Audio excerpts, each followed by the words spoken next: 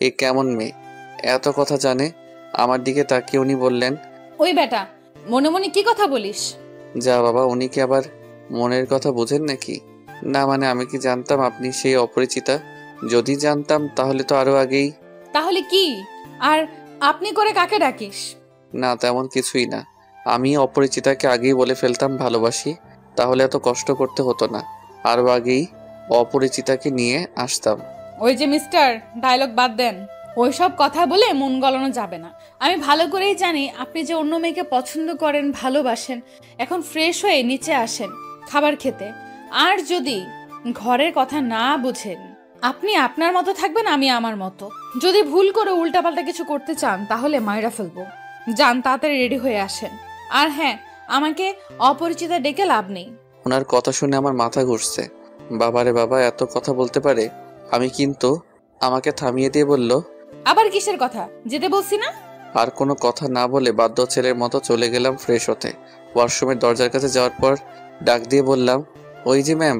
আমার নাম কিন্তু ম্যাম না, জান্নাতুল সুলতানা বনি। আর আপনাকে বনি বলেই ডাকতে বলেছি।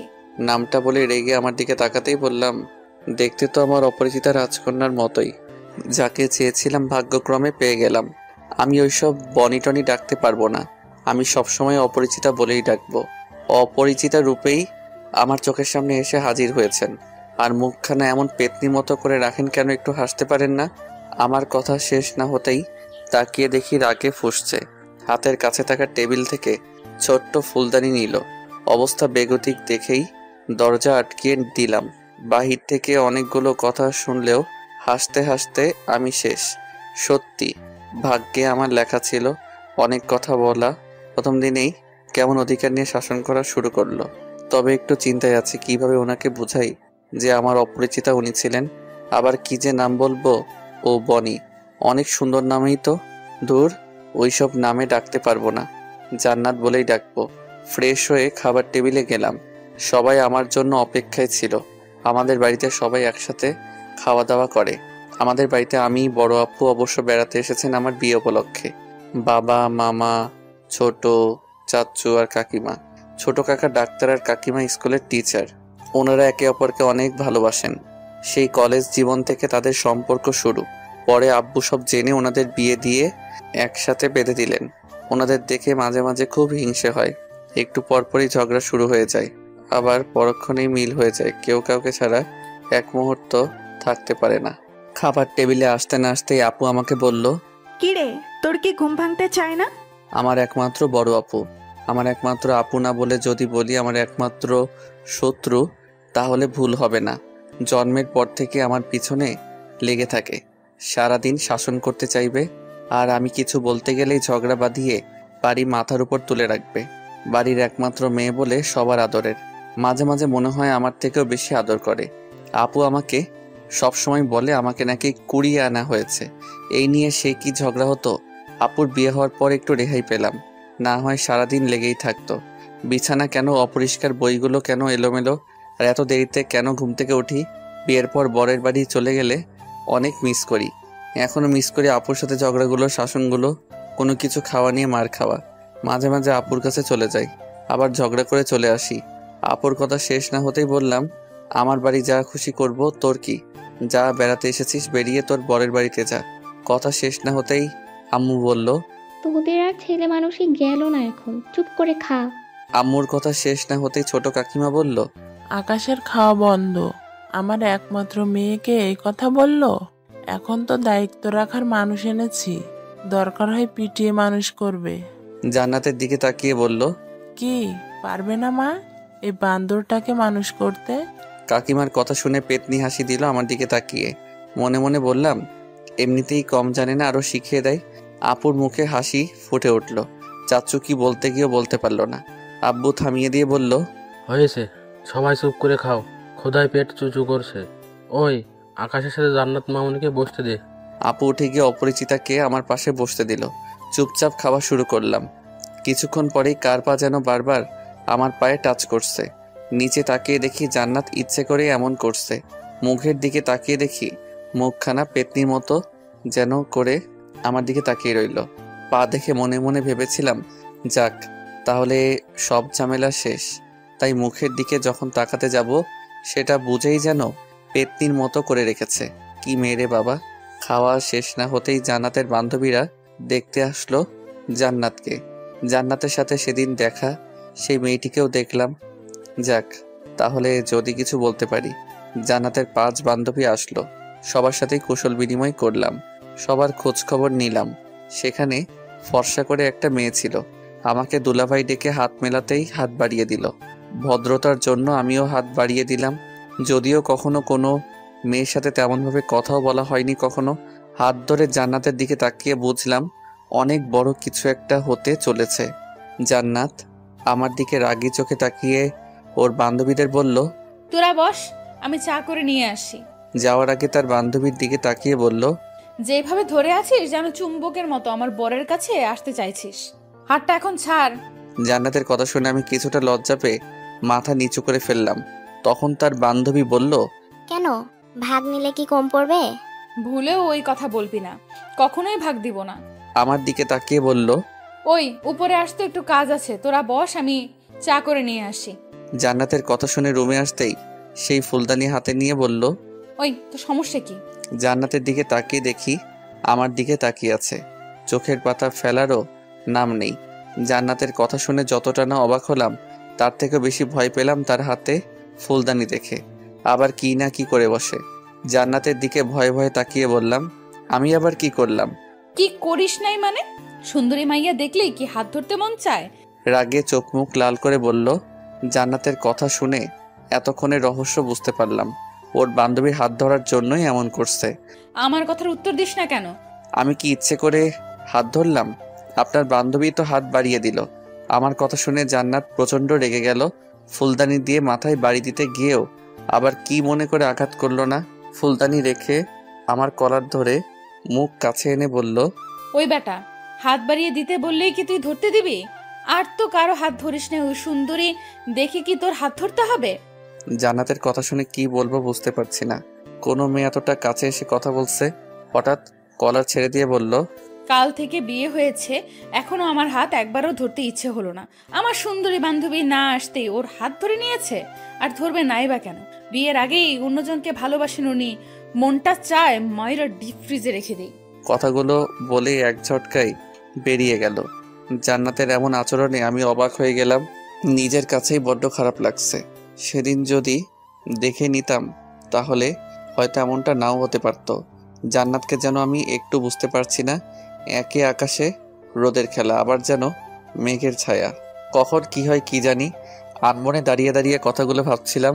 তখনই আমার শত্রু কোথায় থেকে এসেই বলল, কিরে, এমন দেবদাস সেজে দাঁড়িয়ে আছিস কেন? জান্নাতের বান্ধবীরা এসেছে, যা তাদের সাথে আড্ডা দে। আপুর কথা শুনে প্রচণ্ড রাগ উঠে যায়। এমনিতেই আসি প্যারার মাঝে, আর উনি আসছেন আরও মজা করতে।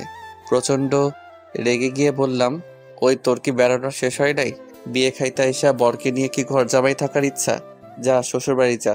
আমার কথা শুনে আপু কি যেন খুঁজতে লাগলো। আমার আর কিছুই বোঝার বাকি নেই। আপু তার সেই প্রধান অস্ত্র খুঁজতে শুরু করলো। এই সময় আপুর হাতে ঝাড়ুর বাড়ি খাওয়ার ইচ্ছে নেই, তাই দৌড়ে বেরিয়ে পড়লাম। পিছন থেকে শুনতে পারলাম আপু বলছে, পালাচ্ছিস কেন? দাঁড়া, আজকে তোর একদিন কি আমার একদিন। দৌড়ে বের হয়ে বাগানের দিকে যাওয়ার সময় পিছন থেকে কে যেন ডাক দেয়, ও দুলা ভাই, পালাচ্ছেন কেন? নাকি আমাদের দেখে ভয় পেয়েছেন? কথা শেষ না হতেই হাসির আওয়াজ শুনতে পেলাম। এই সেরেছে। আপুর হাতের পিটানো থেকে বাঁচার জন্য পালাতে গিয়ে মনেই ছিল না বাসায় মেহমান এসেছেন। ধীরে সুস্থে স্বাভাবিক হয়ে তাদের দিকে এগিয়ে গেলাম। এমন একটা ভাব নিলাম যেন কিছুই হয়নি। তাদের কাছে যেতেই সেই সুন্দরী শালিকা বলল, কি দুলা ভাই, পালিয়ে যাচ্ছিলেন কেন? সবার দিকে তাকিয়ে হাসতে চেষ্টা করলাম, তবে কেমন বেমানান লাগছে নিজের কাছেই। জান্নাতের দিকে তাকিয়ে বললাম, পালাবো কেন? সকাল সকাল ব্যায়াম করি তো, তাই ব্যায়াম করছি। আমার কথা শেষ না হতেই হাসির রোল পড়ে গেল। দুলা ভাই, এখন তো বিকেল, ব্যায়াম করার সময় না। কি রে, বরকে কি সকালে ব্যায়ামের সময়টুকু দেসনি? কথা শুনে সবাই হাসতে শুরু করলো। কিছুটা লজ্জা পেয়ে মাথা নিচু করে ফেললাম। আমার দিকে তাকিয়ে জান্নাত তখন বলল, না, তা হবে কেন? সুন্দরী শালিকা পাশে থাকলে কি আর কখন সকাল আর কখন বিকাল তা মনে থাকে? জান্নাতের কথা শেষ না হতেই সবাই হাসতে শুরু করলো। আমি নিজেকে আবিষ্কার করলাম সেই সুন্দরী শালিকার পাশে। কখন যে বসে পড়লাম, এই সেরেছে। আজ না জানি আমার কপালে কি লেখা আছে। কিছুক্ষণ আগেই এর জন্য শাসন করেছে, আবার সে একই ভুল করে ফেললাম। জান্নাতের দিকে তাকিয়ে দেখি রেগে তাকিয়ে আছে আমার দিকে। উঠে জান্নাতের পাশে বসতে চাইলে তখন আবার জান্নাত বলল, আর এত কষ্ট করে ওঠো কেন? ছেলেকে তোমার পাশে বসতে চাইছে একদিনই তো, তারপর তো আমারই থাকবে। কেন রে, তোর কি ভাগে কম পড়ে যাবে? ও তো তোর দুলা ভাই, আর দুলা ভাই হিসেবে একটু পাশে বসতেই পারিস, হাজার হোক ছোট বোন হিসাবে। আর আমার বরের অধিকার আবার কে নিতে আসবে? তাদের মাঝে হাসির রোল পড়ে গেল। সুন্দরী শালিকা কেমন করে আছে যেন মুখ, এক নজর দেখেই মাথা নিচু করে ফেললাম। তাদের মাঝে আমি যেন এক সার্কাস বসে আছি। হঠাৎ করেই আদরের ভাগ্নিটা কোথা থেকে যেন উদয় হলো। এসেই জান্নাতকে জড়িয়ে ধরে বলল, আন্টি জানো আজ কি হয়েছে? আমি আদরের ভাগ্নির দিকে তাকিয়ে রইলাম। আমার কলিজা বয়স 4-5 বছর, তবে অনেক বুড়ো হয়ে গেল এই বয়সে। অনেক কথা বলতে জানি। মামুনি কি হয়েছে? মামাকে না আম্মু দৌড়ে আনিতে, আম্মুকে কি যেন বলেছে। আর আম্মু আর কিছু বলার আগেই বুঝতে অসুবিধা হলো না কি বলতে চাচ্ছে। এই পাকনি বুড়িটা তাহলে সব দেখেছে। এক ঝাটকে উঠে গেলাম। ও যদি কিছু বলে তাহলে আমার মান সম্মান শেষ। তাই কিছু বলার আগেই ওর মুখ ধরে বললাম, আম্মু কিছুই হয়নি, তোমাকে বিকালে ঘুরতে নিয়ে যাব, অনেক আইসক্রিম কিনে দিব। ওই তুমি ওর মুখ ধরলে কেন? ও কি বলতে চায় বলতে দাও। মনে মনে বলতে লাগলাম, আর কিছুই বলে আমার মান সম্মান শেষ করতে হবে না। ও তো কিছুই বলবে না বলেই করে করে দিয়ে সেখান থেকে নিয়ে আসলাম। পাকনি বুড়িটা মুখ থেকে একবার হাত ফুসকে যাবার পর বলতে লাগলো, না আমি বলবো, আমাকে ছেড়ে দাও মামা।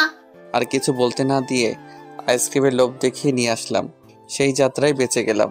বিকেল বেলায় জান্নাত আর তার বান্ধবীদের নিয়ে ঘুরতে বের হলাম।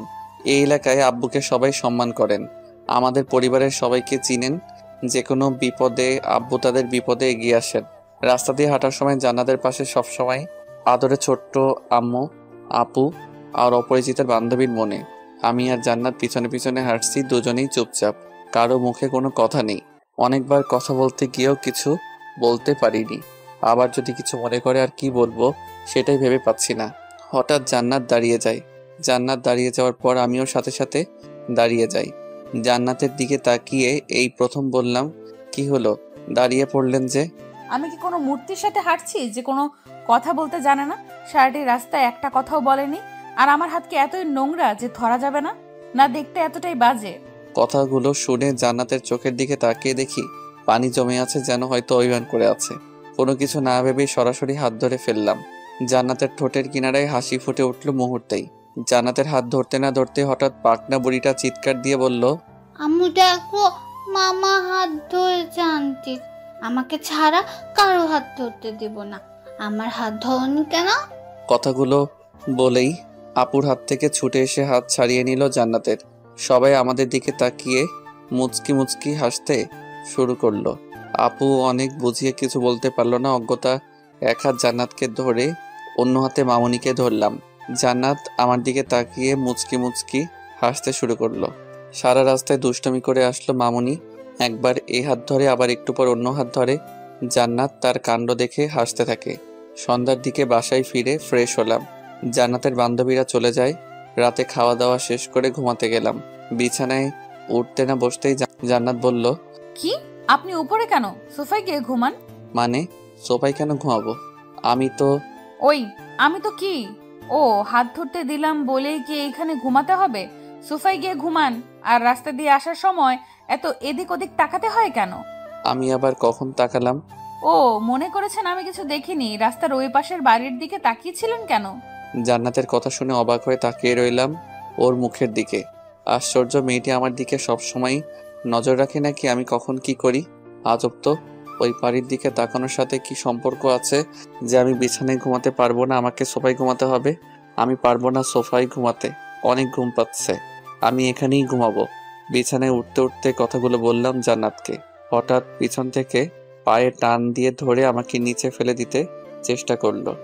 জান্নাতের এমন আচরণে অবাক না হয়ে পারলাম না। জান্নাতের দিকে তাকাতেই দেখতে পেলাম রাগের কারণে চেহারায় মুখের আবাটুকু আরো আকর্ষণীয় হয়ে উঠেছে। অনেক সুন্দর দেখাচ্ছে। অপরূপভাবে তাকিয়ে জান্নাতের সেই রূপটুকু দেখতে লাগলাম।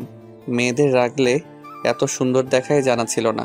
সম্পর্ক আছে বলেই তো জানতে চেয়েছি। ওই বাড়ির ছাদে যে মেয়েটি দাঁড়িয়েছিল তার দিকে কেন তাকিয়েছিলেন? আর কতজনের দিকে অমনভাবে তাকিয়ে থাকেন? শরীরে এক ফোঁটা শক্তিও যেন নেই, তবে মুখে অনেক শক্তি আছে যেন। তাই মুখের শক্তি ব্যবহার করেই আমাকে কথাগুলো বলল।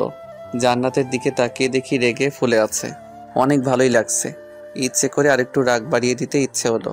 আশ্চর্য, আমি কি ওই মেয়ের দিকে তাকিয়েছিলাম নাকি? চেহারা দেখেছেন ওই মেয়ের? কত বড় আমার থেকে। তবে কি? প্রচন্ড রেগে আমার দিকে তাকিয়ে প্রশ্নটা ছুড়ে দিল। জান্নাতের চোখে কেমন রাগের আভাটুকু ফুটে উঠেছে। রাগলে মেয়েগুলোকে মনে সব থেকে সুন্দর দেখায়। জান্নাতের চোখগুলো যেন নেশা ধরিয়ে দিবে। জান্নাতের দিকে তাকিয়েই আছি, চোখ সরাতে পারছি না। সেদিন প্রথম ওই চোখগুলো দেখেই জান্নাতের প্রেমে পড়ে গিয়েছিলাম। কি হলো, কথার উত্তর দিচ্ছে না কেন? হঠাৎ জান্নাতের ধমক শুনে বাস্তব জগতে যেন ফিরে আসলাম। এখন কিছু বলতে পারবো না, ঘুম পাচ্ছে, কাল সকালে বলবো। কথাগুলো বলেই ঘুমানোর জন্য ফিরে তাকালাম। হঠাৎ হুঙ্কার দিয়ে উঠল, আমার কথার উত্তর না দিলে এখন তোর মাথা ফাটিয়ে দিব। তবে কি ওই বাড়িতে? আর কি, ওই বাড়িতে সুন্দর একটা মেয়ে আছে, অনেক ভালোই লাগে। মাঝে মাঝে আমার সাথে কথা বলে। তাকিয়েছিলাম যদি ছাদে দেখতে পাই। এখন ঘুমাবো, ডিস্টার্ব করবেন না তো? প্রচন্ড বিরক্ত ভাব নিয়ে জান্নাতের দিকে তাকিয়ে কথাগুলো বললাম। আমার কথা শুনে জান্নাত কেমন জানি চুপ হয়ে গেল। কোনো সারা শব্দ পাচ্ছি না।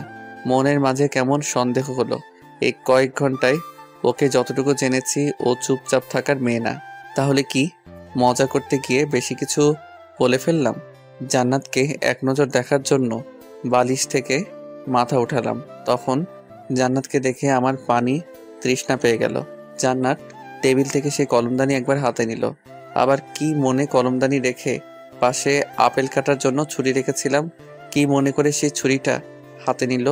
ঝড় আসার সময় কিছুক্ষণ আগে যেমন সবকিছুই নীরব থাকে, তেমনি জান্নাতের চুপ করে থাকা দেখে বুঝতে অসুবিধা হয়নি আমার উপর দিয়ে কি ঝড় আসবে। জান্নাত দীর্ঘ মনোযোগ দিয়ে ভালো করে একবার ছুরিয়ে দেখছে, আর একবার আমাকে দেখছে। অবস্থা দেখি সুবিধার না, তাই এক ঝটকায় উঠে দরজার দিকে দৌড় দিলাম। জান্নাত আবার কখন কি করে বসে। কোনো রকমের রুম থেকে বের হয়েই সোজা আপুর রুমে এসে হাজির। জান্নাত আমাকে পিছনে তাড়া করতে করতে আসলো। তবে ভাগ্য ভালো ছিল বলেই আপুর রুমের দরজা খোলা পেলাম। কোনো রকমের ভিতরে ঢুকেই দরজা লাগিয়ে দিলাম। ওই দরজা লাগিয়ে দিলি কেন? আর এমন ভাবে দৌড়ে আসলি কেন? আমাকে দেখে আপু কথাগুলো বলল। একটু দম নিয়ে আপুকে বলতে যাব, তার আগেই জান্নাত আপুকে ডাকছে। আপু আমাকে কয়েকবার দরজা খুলে দিতে বলে। এদিকে হাঁপিয়ে ওঠার জন্য কথা বলতে পারছি না। অন্যদিকে দরজার সামনে এমনভাবে দাঁড়ালাম যেন কেউ দরজা খুলে না দিতে পারে, জান্নাত যেন ভিতরে আসতে না পারে। আমি যতটুকু অপরিচিতাকে বুঝতে পেরেছি, এখানে আসলে জান্নাত না জানি কি করে বসবে। আপু দরজা খোলেন। আমাকে কয়েকবার বলার পর যখন দরজা খুলে দিচ্ছি না, তখন আপু নিজেই উঠে আসে। তুই সত্য দরজা খুলে দিতে বলছি, খুলে দিচ্ছিস না, আবার কোনো কথাও বলছিস না। সর। আমি তো দরজা না খুলে দেওয়ার জন্য দাঁড়িয়ে আছি। কয়েকবার দরজা খোলার জন্য আমাকে ধাক্কা দিল। আমার সরার নাম নেই। আপু দরজা খুলবি না? একটু সময় নিয়ে কথাটা বললাম। উফ, কি ভয়টাই না পেলাম। আমার কথা শুনে আপু আমার মুখের দিকে তাকিয়ে রইল। দরজা খুলবো না মানে? সেই কখন থেকে জান্নাত দরজা খুলে দেওয়ার জন্য ডাকছে। কথাগুলো বলে আমার দিকে আপু তাকিয়ে রইল, যেন চিড়িয়াখানার কোনো জন্তু আমি। এই আপু দরজা খোলেন তো। জান্নাত যখন আবার আপুকে ডাক দিল, তখন আপু আমাকে ধাক্কা দিয়ে সরিয়ে দিয়ে দরজা খুলে দিল। দরজা খোলার সাথে সাথেই জান্নাত রুমের ভিতর এসে ঢুকলো, আমার দিকে তাকিয়ে রইল। কি রে জান্নাত, এত রাতে তোরা এখানে কেন?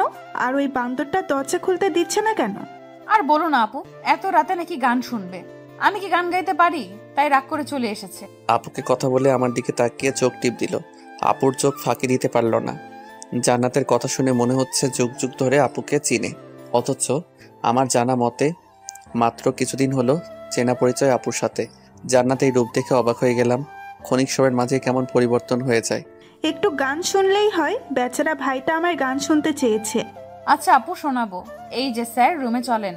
ভাই আমার যা, আমি বলে দিয়েছি গান শোনাবে না। এত রাগ করতে হবে না। এই জান্নাত আমার ভাইটিকে গান শোনাবা কেমন? আচ্ছা আপু। আমাকে আর কিছুই বলার সুযোগ না দিয়ে হাত ধরে টেনে নিয়ে চলল। আমি বাধ্য ছেলের মতো চললাম। রুমে আসার সাথে সাথেই দরজা আটকে আমার কলার ধরে ফেললো। ওই তোরে না বলছি এখন থেকে আমি ছাড়া তোর লাইফে আর কেউ থাকবে না? তুই এই মাইয়ারে দেখার জন্য তাকিয়েছিলি তাই না? কথাগুলো বলার সময় অনেকটা কাছে চলে আসে। নিজেকে একটু দূরে সরিয়ে দিতে বৃথা চেষ্টা করলাম। আরে আমি তো এমনি বললাম, আর ওই বাড়িতে কোনো মেয়ে নাই। কোনো রকমের কথাগুলো বললাম। আমার কলার ধরে আরো কাছে টেনে নিয়ে গেল। তোরে আমি অনেক ভালো করেই জানি, আর যদি কোনো মেয়ের দিকে তাকাবি না বা কোনো মেয়ের নাম মুখে নিবি তাহলে আজ শেষবারের মতো ক্ষমা করলাম। আর আপুর রুমে কি, যেখানে যাবি আমি সেখানেই যাব। যা নিচে ঘুমা এখন। কোনো কথা না বলে বাধ্য ছেলের মতো সোফার মাঝে গিয়ে শুয়ে পড়লাম। কি মেয়ে রে বাবা, এরকম দজ্জাল মেয়ে আর কোনোদিনও যেন কারো ভাগ্যে না জোটে। জান্নাতকে কয়েকবার দেখার বৃথা চেষ্টা করে আবার শুয়ে পড়লাম অন্যদিকে ফিরে। কখন ঘুমিয়ে পড়েছি ভাবতে ভাবতে খেয়াল নেই। হঠাৎ করেই বাহির কোথায় যেন বজ্রপাতের শব্দ হলো। কে জানি আমাকে ঝাপটে ধরল। প্রচন্ড ভয় পেয়ে গেলাম। কে কে এই বলে চিৎকার করে উঠলাম। এই ভিতর ডিম, চিৎকার দিবে না, বাহিরে অনেক ঝড় বৃষ্টি হচ্ছে। আমার অনেক ভয় করে একা ঘুমাতে। ঝড় বৃষ্টির মাঝে অনেকক্ষণ ধরে বসে আছি, এত ডাক দিলাম মরার মতো ঘুমাচ্ছে। কে কে? ও জান্নাত। কেন গলার আওয়াজ শুনে চিনতে পারো না? অন্য কেউ ভেবেছিলে আসবে? আমি ভীতু ডিম হলে আপনি কি নিজে ভয় পেয়ে আবার অন্যজনকে বলে ভিতর ডিম? কথা কম বলে কি উপরে যাবেন আমার সাথে ঘুমাতে, নাকি এইখানেই আমিও ঘুমাবো? অনেক ভয় হচ্ছে। জান্নাতের কথা শুনে প্রচন্ড হাসি পাচ্ছিল। কোনো রকমে হাসি আটকিয়ে রাখলাম। চলেন। জান্নাতকে নিয়ে উপরে এসে শুলাম, তবে মাঝখানে অনেকটা দূরত্ব রেখে চুপ করে শুয়ে থাকলাম। ইচ্ছে হচ্ছিল আমার জান্নাতকে বুকের মাঝে নিয়ে ঘুমাতে, তবে সেই সাহসটুকু নেই। তাই অন্যদিকে ফিরে শুয়ে আছি। অনেক রাত হয়ে গেলেও চোখে ঘুম নেই। ঘুমটুকু যেন হারিয়ে গেল। অনেক ভাবনারা যেন মাথায় এসে হাজির হলো। আমাকে দেখতে এতটাই বাজে যে আমার দিকে ফিরে ঘুমানো যায় না, আমার একটু জড়িয়ে ধরা যায় না? জান্নাতের কথা শুনে চমকে উঠলাম। মেয়েটি এখনো ঘুমায়নি। জান্নাতের দিকে ফিরে তাকালাম। না মানে কি? বললাম যে ঝড় বৃষ্টির মাঝে ভয় হয়, একটু জড়িয়ে ধরলে কি হয়? ভিতর ডিম একটা।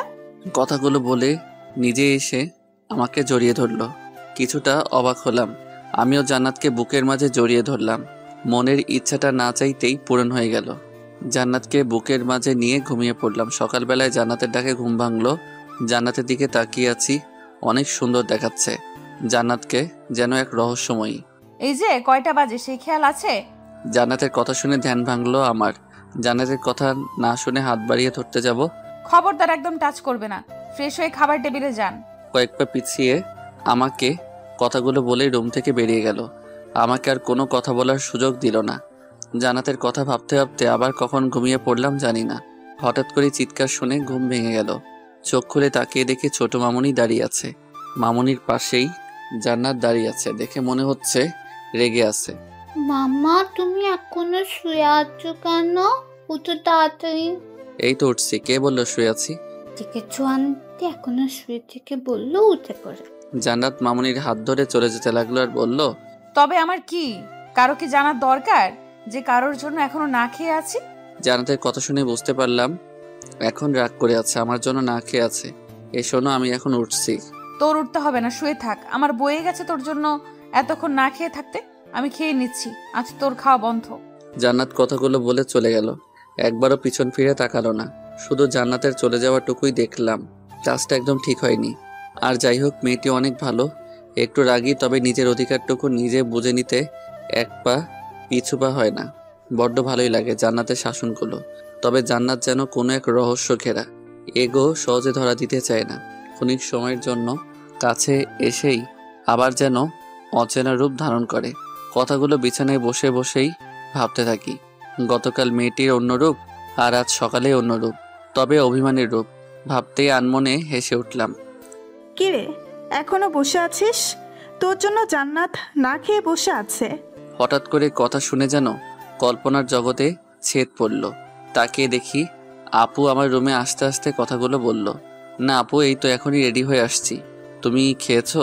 তুই এখনো মানুষ হলি না, বাদল কোথাকার। মেয়েটি অভিমান করে বসে আছে তোর সাথে খাবে বলে, আর তুই এখনো শুয়ে আছিস। কয়টা বাজে সে খেয়াল আছে তোর? সরি আপু, তুমি খেয়ে নিয়েছো? এই বাসায় তোরে ছাড়া কখনো খেয়েছি? যা তাড়াতাড়ি ফ্রেশ হয়ে খাবার টেবিলে চলে আয়। এসে তোর অপরিচিতার রাগটুকু ভাঙা। কিরে, আবার কোন ভাবনা জগতে ডুব দিলি? ক্ষুধায় পেট চুচু করছে, তাড়াতাড়ি আসবি কিনা বল। কিছু না আপু, তুমি যাও, আমি এক্ষুনি আসছি। আপুকে কথাগুলো বলেই ফ্রেশ হতে উঠে পড়লাম। ফ্রেশ হয়ে খাবার টেবিলে গিয়ে দেখি আপু আর ছোট আম্মু বসে আছে। আপু, জান্নাত কোথায়? আর সবাই কি খেয়ে নিয়েছে? আপুর দিকে তাকিয়ে কথাগুলো বলতে বলতে চেয়ার টেনে নিয়ে বসলাম। সকাল থেকে মেয়েটি তোর জন্য না খেয়ে বসে আছে, আর তুই এসেই খাবার খেতে বসে পড়লি। আপু আমার দিকে তাকিয়ে রেগে কথাগুলো বলল। সরি আপু, জান্নাত এখন কোথায়? আমি গিয়ে নিয়ে আসি, তুমি বসো। বারান্দায় গিয়ে দেখ। আপু বলার সাথে সাথে বারান্দার দিকে হাঁটা দিলাম। আমাদের বাসায় 4টা বারান্দা। আসার সময় জেনে আসা হলো না কোনো বারান্দায়। এক মুহূর্ত থমকে গিয়ে ভাবতে থাকলাম কোন বারান্দায় থাকতে পারে। কিছু সময় ভেবেই আবার হাঁটা শুরু করলাম। জান্নাতকে পেয়ে গেলাম, আমার অনুমান ভুল হয়নি। জান্নাতের দিকে খেয়াল করলাম, খোলা আকাশের দিকে তাকিয়ে কি যেন ভাবছে। প্রচণ্ড ইচ্ছে হলো জান্নাতকে জড়িয়ে ধরতে, তবে সেই সাহসটুকু না হয়নি। নিঃশব্দে গিয়ে পাশে গিয়ে দাঁড়ালাম। আমি এসে দাঁড়ানোর পরও কোনো সারা শব্দ নেই। হাত বাড়িয়ে জান্নাতের হাতটা আলতো করে ধরলাম। সরি, আর এমন ভুল হবে না। জান্নাত আমার দিকে ফিরে তাকালো। তাকিয়ে দেখি জান্নাতের চোখের কোণায় পানি জমে আছে। হঠাৎ জান্নাতের চোখে পানি দেখে ভয় পেয়ে গেলাম। জান্নাতের চোখে পানি কেন? মনের মাঝে হাজারো প্রশ্নের উকি দিচ্ছে। আমি কি তাহলে কোনো ভুল করে ফেললাম? মনের অজান্তেই নিজের কাছেই প্রচণ্ড খারাপ লাগা শুরু হলো। হাত বাড়িয়ে চোখের পানিগুলো মুছে দিলাম। কি হলো, কান্না করছো কেন? বললাম তো সরি, আর এমন কোনো ভুল হবে না। তুমি যা বলবা তাই মেনে চলবো সব সময়।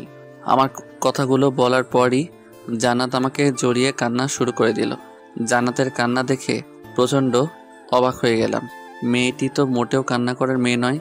জান্নাতের চোখের পানিতে আমার টি শার্ট ভিজে গেল, অনুভব করতে পারলাম। কি হয়েছে, কান্না করছো কেন? আমার বুক থেকে সরিয়ে চোখের পানিগুলো মুছে জান্নাতকে জিজ্ঞাসা করলাম। জান্নাত কান্না থামিয়ে আমার চোখের দিকে তাকিয়ে রইল। কি নিষ্পাপ মুখখানা, চোখে পানি জমে আছে। অপূর্ব সুন্দর লাগছে জান্নাতকে। এই পাগলি, কেন কান্না করছো? বললাম তো আর দেরি হবে না, এখন চলো একসাথে খাবো।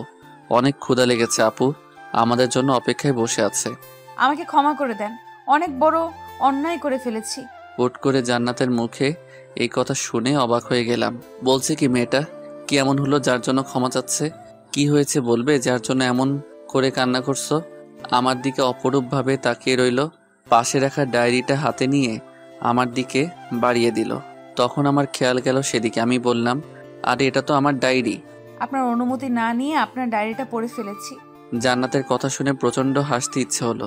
আমি প্রতিদিন আমার জীবনের সবটুকু ঘটনা ডায়েরিতে লিখে রাখতে চেষ্টা করি, সবসময় লুকিয়ে রাখতে চেষ্টা করি। হয়তো কোনো কারণে পেয়ে পড়ে ফেলেছে। অন্যজনের কোনো ব্যক্তিগত জিনিস অনুমতি না নিয়ে পড়ে ফেলা অন্যায়। তবে বলল তো সেজন্য সে অনুতপ্ত। আর আমার ব্যক্তিগত তো সব কিছুই জান্নাতকে নিয়ে। আরে পাগলি, এতে কান্না করে কি আছে? আমার সব কিছুই তো তোমাকে ঘিরে, তোমাকে নিয়ে প্রত্যেকটি কথা। আর তুমি তো হলে আমার অপরিচিতা, তাহলে অপরিচিতা পড়বে না তো কে পড়বে? না, তবে আমি কি যেন বলতে চেয়েছিল। অপরিচিতার মুখ চেপে ধরলাম। আর কোনো কথা নয়, খাবার খেয়ে তোমার সাথে এই বিষয়ে কথা বলবো। এখন চলো একসাথে খাবার খাবো। জান্নাতকে আর কোনো কথা বলার সুযোগ না দিয়ে হাত ধরে নিয়ে আসলাম। খাবার টেবিলে চুপচাপ খেয়ে নিল। কোনো সারা শব্দ নেই তেমন একটা। হয়তো কিছু একটা হয়েছে যার জন্য অনুতপ্ত অপরিচিতা। খাবার নিয়ে বসে শুধু হাত নাড়িয়ে যাচ্ছে, তবে খাবার করে নাম নেই। এই জান্নাত, খাচ্ছিস না কেন? কিছু হয়েছে নাকি এই বারান্দাটা আবার তোকে কিছু বলেছে? হঠাৎ যেন চমকে উঠলো আপুর কথা শুনে। আপুর দিকে চমকে তাকিয়ে রইল আর বলল, না আপু, কিছুই হয়নি, তো খাচ্ছি। বুঝেছি। শোন, এই বারান্দার যদি কিছু বলে তাহলে মেরে সোজা করে রাখবি, আর যদি তুই না পারো আমাকে বলবি, তাহলে আমি এসে আবার সোজা করে দিব। আপু কথাগুলো বলে আমার দিকে ফিরে তাকালো। আপুর উপর প্রচণ্ড রাগ হচ্ছে। এই জন্যই তো প্রেম করে বিয়ে করলে এই অবস্থা। তুই যা ডাইনি, তোর জন্য দুলাভাই সারাক্ষণ ভয় থাকে। ভাগ্যিস বিয়ের আগে ওর সাথে দেখা হয়নি, নয়তো আমারও একই দশা হতো। হঠাৎ মুখ ফসকে অপরিচিতা নামটা বেরিয়ে যায়। আমাকে ভূত দেখার মতো তাকিয়ে রইল জান্নাত আমার দিকে। আপু আমার দিকে প্রচণ্ড রেগে তাকিয়ে রইল, যেন আমাকে গিলে খাবে। কি বললি তুই? আমি ডাইনি? মামুনি, ডাইনি দেখতে কেমন? ডাইনি কি? আপুর কথা শেষ না হতেই ছোট মামুনি বলে উঠল। ওর কথা শেষ না হতেই আপু ধমক দিয়ে ওঠে। ওই তুই চুপ করবি? এই বান্দরটার সাথে থেকে দিন দিন তুইও বাতরামি শিখছিস, আর তুই আমাকে ডাইনি বললি? আপুর ধমক খেয়ে কান্না শুরু করে দেয় মামুনি। জান্নাত উঠে গিয়ে কোলে নেয়, আর আপু যেই উঠে আমার দিকে এগিয়ে আসছে, খাবার ফেলে ভৌ দৌড়। এখন ধরতে পারলে খবর আছে। একবার দুলাভাইয়ের সামনে ডাইনি বলেছিলাম, সেই থেকে মাঝে মাঝে নাকি দুলাভাই সুযোগ পেলেই আপুকে ছাড় দেয় না। অবশ্য এর জন্য মাঝে মাঝে না খেয়ে থাকতে হয় দুলাভাইকে, বাহিরে ঘুমাতে হয়। তবে তাদের মাঝে যে সম্পর্ক, যে কেউ দেখে হিংসা করবে। দুজন দুজনকে অনেক ভালো বোঝে, সেই ভার্সিটি থেকে তাদের সম্পর্ক। একদিন আমাদের বাসায় এসে দুলাভাই ভুল করে ডাইনি বলে ফেলেছিল। সেদিন দুলাভাই সারা রাত বাইরে থাকতে হয়েছিল, আর আমাকে হাসপাতালে পাঠিয়েছিল। এই ডাকটাই একমাত্র আপু শুনতে পারে না। আপু পিছনে পিছনে এসেও আমাকে ধরতে পারেনি, রাগে ফুলে আছে। গেট পেরিয়ে বাহিরে সোজা চলে আসলাম। আমার খাবার খাওয়া হলো না, তবে জান্নাতের হাসিটুকু শুনতে পেলাম। সেই হাসিটুকু মন কাড়া ছিল। আপু শুধুমাত্র গেট টপকিয়ে বাহিরে আসতে পারল না, জান্নাত বারান্দায় এসে অনেকবার যেতে বলল, তবে আপু ভয়ে আর যেতে সাহস হয়ে উঠছে না। হঠাৎ গেটের সামনে গাড়ি এসে দাঁড়িয়ে পড়ল। তাকিয়ে দেখলাম দুলাভাই। কিরে শালাবাবু, এখানে কার জন্য অপেক্ষায় আছি? অবাক হয়ে সেদিকে তাকাতেই দেখি দুলাভাই গাড়ি থেকে নেমে দাঁড়ালো। আমি দেখে অবাক হয়ে গেলাম। আরে আপনি কিছু না বলে চলে আসলেন? সারপ্রাইজ দিতে আসলাম, তবে তোমাকে দেখে আমি নিজেই সারপ্রাইজ হয়ে গেলাম। হাতে খাবার কেন? আর বইলেন না, আমার কপাল গুনে এমন একটা বোন পেয়েছি। আমার কথা শুনে দুলাভাই হাসতে শুরু করলো। আর আমার কপাল গুনে এমন একটা বউ পেয়েছি। এখন ভিতরে চলো। কলিং বেল দেওয়ার পর আপু দরজা খুলে নেয়। দুলাভাইকে দেখে অবাক হয়ে যায়। আরে তুমি কখন আসলে? কিছুই তো বললে না।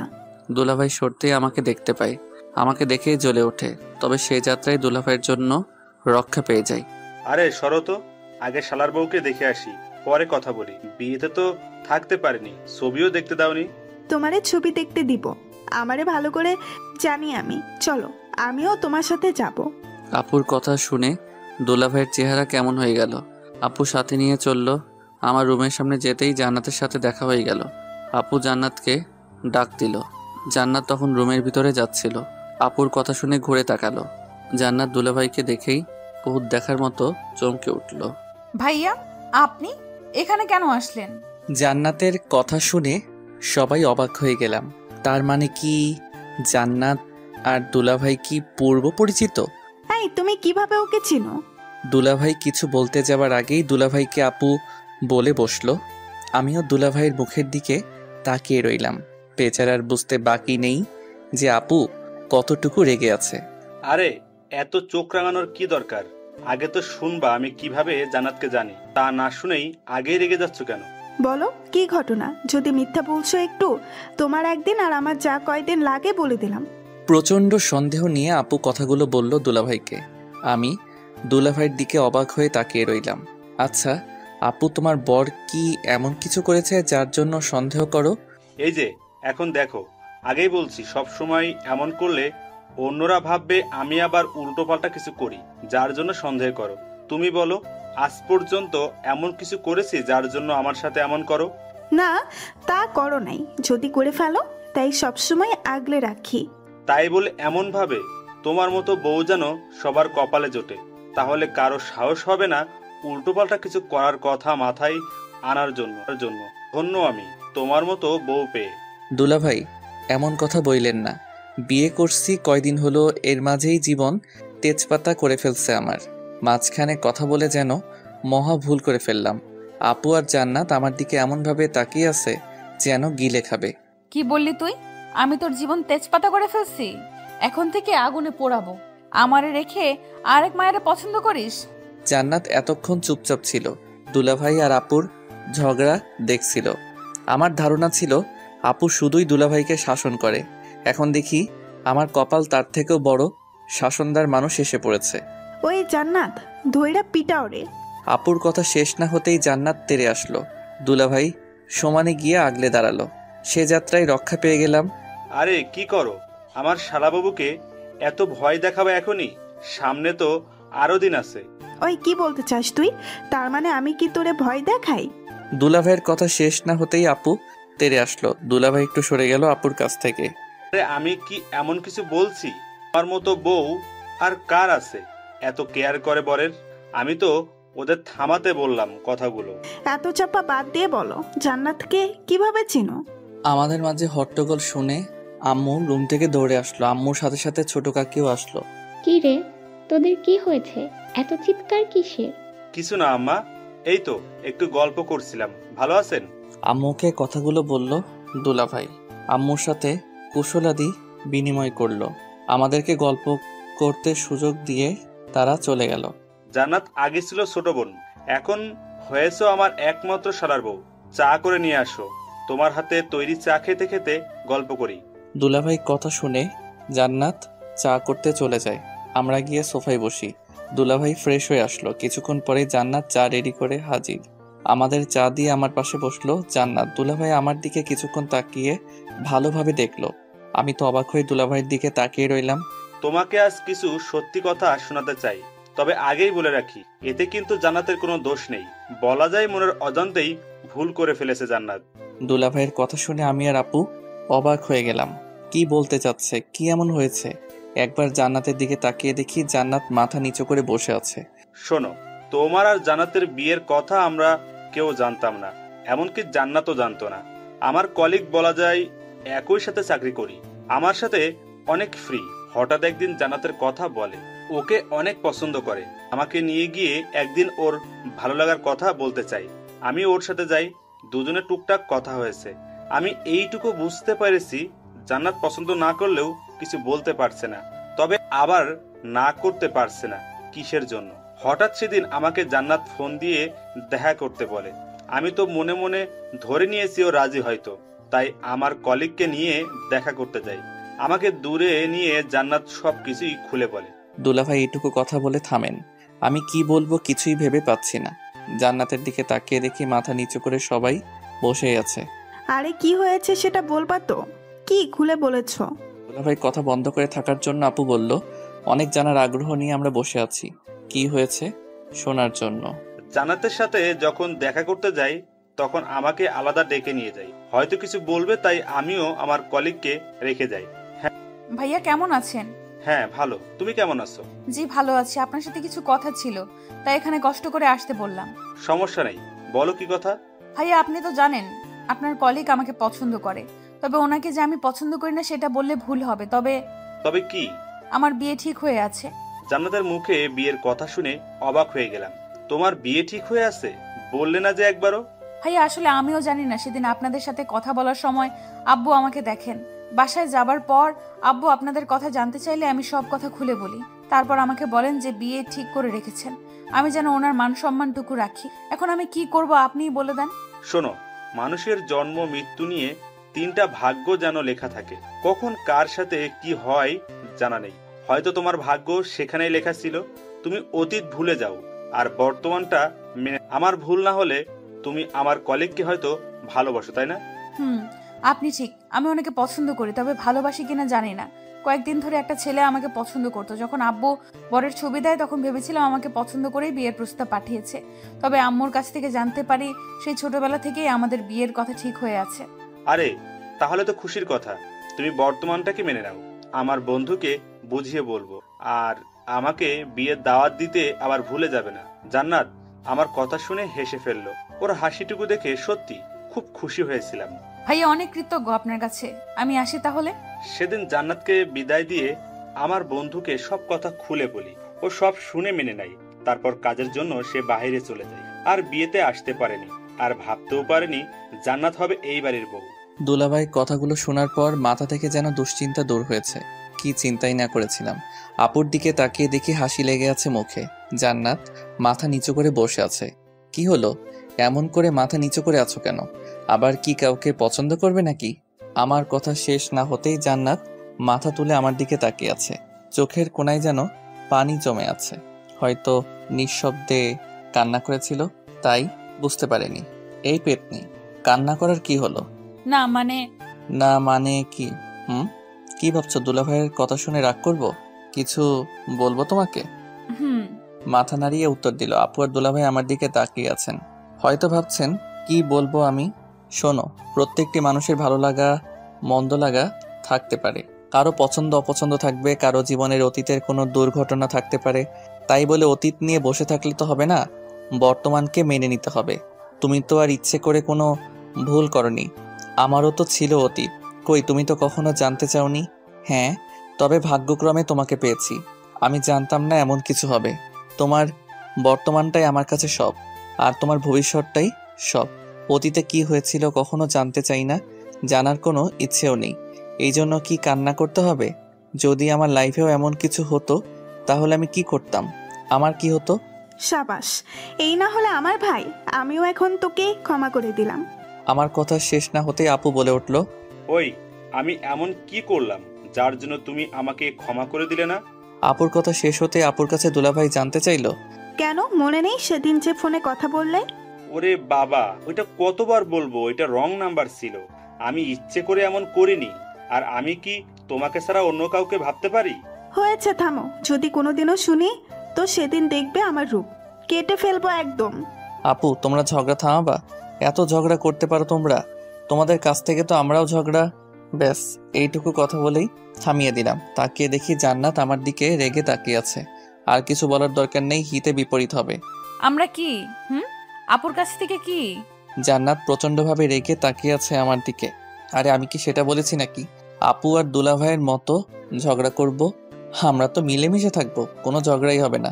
আপু আর দুলাভাই আমার কথা শুনে আমার দিকে তাকিয়ে আছে। তুই কি বললি, আমরা ঝগড়া করি? না আপু, ভুল করে মুখ থেকে বেরিয়ে গেল। আর তুমি কি ঝগড়া করো নাকি, আমি কি সেটা বোঝাতে চেয়েছি? এমন মানুষই না। আমিও চাই জান্নাত তোমার মতো আমাকেও শাসন করবে সবসময়। দুলাভাইকে যেমন আগলে রাখো, আমাকেও জান্নাত সেভাবে আগলে রাখবে। আপুকে কোনো রকম কথাগুলো বলে দুলাভাইয়ের মুখের দিকে তাকালাম। বেচারা আমার দিকে সেই রাগী চোখে তাকিয়ে আছে, মনে হচ্ছে যেন আমাকে গিলে খাবে। আমার কথা শুনে দেখি জান্নাত মিটিমিটি হাসছে। আপু আমার দিকে তাকিয়ে আছে। আমি পারবো না, বিয়ের আগেই তো অন্য মেয়ের পেছনে ঘুরেছেন, আবার আমি কেন? ওই মেয়েকে নিয়ে আসেন। জান্নাতের কথা শুনে আপু আর দুলাভাই আমার দিকে তাকিয়ে রইল। আরে বাবা, সেই মেয়েটি তো তুমিই ছিলে, আমি কি জানতাম নাকি তুমি হবে আমার বউ? তাহলে আরো আগে থেকেই তোমার সাথে ঘুরতে পারতাম। হয়েছে জানি, আর বলতে হবে না আপনি কেমন। আমি কিছু বলতে যাব তার আগে আপু আমাকে থামিয়ে দিল। কি কথা লুকিয়ে যাচ্ছিস আমাদের কাছ থেকে? আপু আমি বলছি শোনো তাহলে। একদিন অফিসে যাওয়ার পথে জান্নাতকে দেখে ভালো লেগে যায়। তখনও জানতাম না জান্নাত হবে আমার বউ। আর ব্যাস, এখন কিছু হলেই আমি নাকি অন্য মেয়ের দিকে তাকিয়ে থাকি, অন্য মেয়েকে স্বপ্নে দেখি। আমার কথা শেষ না হতেই আপু আর দুলাভাই হাসিতে ফেটে পড়ল। দুলাভাই হাসি থামাতে পারছেন না। আমি যদি আগে জানতাম তুমি আমার শালার বউ হয়ে আসবে, তাহলে তো অন্য কাউকে ধারের কাছে ঘেঁষতেই দিতাম না। কথাগুলো বলে দুলাভাই হাসতে থাকে। হয়েছে, অন্যের জন্য ঘটকালি করতে পারেন, আর আমাকে চোখে পড়লো না? অনেক ঝগড়া হয়েছে, এখন থামেন। জান্নাত শোনো, তুমি আমার কাছ থেকে সবকিছু জেনেই আমার ভাইটিকে বিয়ে করেছো। আমার ভাইটিকে আগলে রাখার দায়িত্ব কিন্তু তোমার। ওই বান্দরটারে পারলে একটু মানুষ কইরো। আমার দিকে তাকিয়ে আপু কথাগুলো বলল। আপুর কথা শুনে আমি তো অবাক।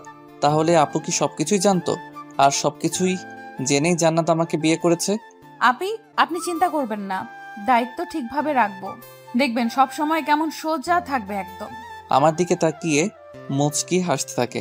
ওই, আমি মানুষ না, আমার দায়িত্ব আমি রাখতে পারবো। কোনো পেতনি ডাইনিকে দায়িত্ব দিতে হবে না। কি বললা? আপুর দিকে তাকিয়ে কথাগুলো বলতেই জান্নাত আমার দিকে রাগী চোখে তাকিয়ে রইল।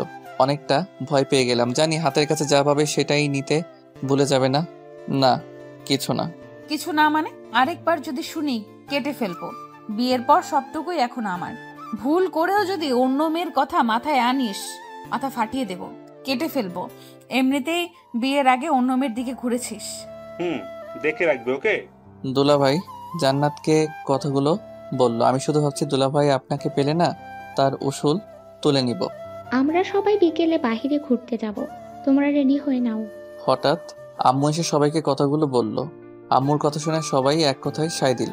সবার সাথে বিকালে ঘুরতে বের হলাম।